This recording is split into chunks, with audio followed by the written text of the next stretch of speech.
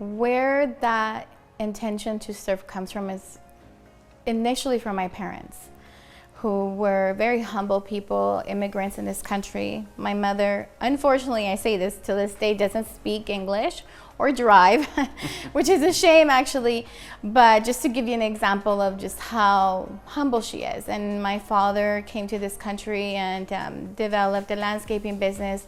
And since I was 2 years old, he would take me to work. And I didn't know it at the time, but he taught me leadership. And he was teaching me how to serve, and he was teaching me how to sweep. And many times, like just we were in downtown LA this week, and there was a gentleman in a wheelchair that he was pushing himself backwards with his feet, and the floor was hot and his feet were dirty.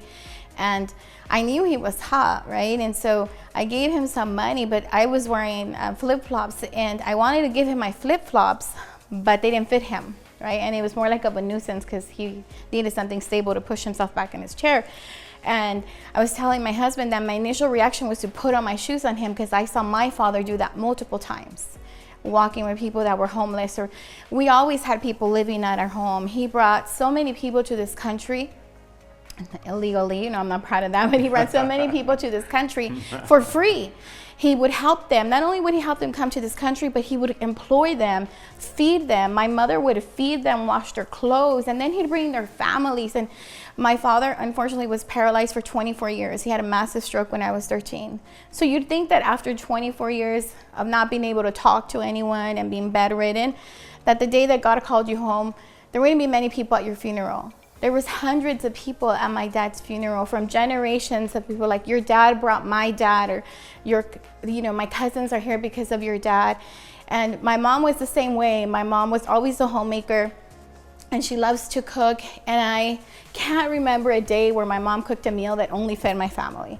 It always fed the neighbors, and she'd go to yard sales because we were super poor. Right? She'd go to yard sales, and she was always buying like, oh, someone's having a baby and they can't afford it. So she's like looking for a crib, and the gardener has ripped up pants, so she's looking to buy him pants. And so they were my initial example. And as I've grown in personal development and in myself, what really motivates me now is legacy. That, when the day comes when God calls me home, and I envision my 3 sons giving my eulogy, and I would pray that they would say, my mom left this world empty because she gave everything she had when she was here, like all her talents, all the gifts. She served and she gave abundantly of the much or the little, she gave it all. And that for me would be the best life lived. My sons would say my mother gave everything she had to serve not just my family, but people. So it's a wonderful question. Why don't we get tired or stressed, or what inspires us to serve? One of the greatest leaders, at least in my life, the greatest leader was Jesus Christ. Jesus Christ was able to lead a third of this world's population, and his compensation plan was death, right? Because you have to die to win. And so when I came across leadership, and the way that my mentor for 19 years sowed leadership into my life every day. And when I say every day, I was mentored 1 or 2 hours a day, 7 days a week for 19 years. When he sowed that type of leadership, it became something that in the world changed and maybe saved my life. I'm a kid from South Central Los Angeles. I shouldn't be sitting here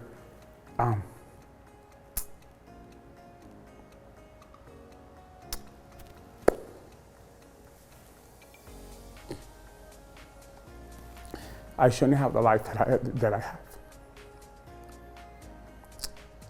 It's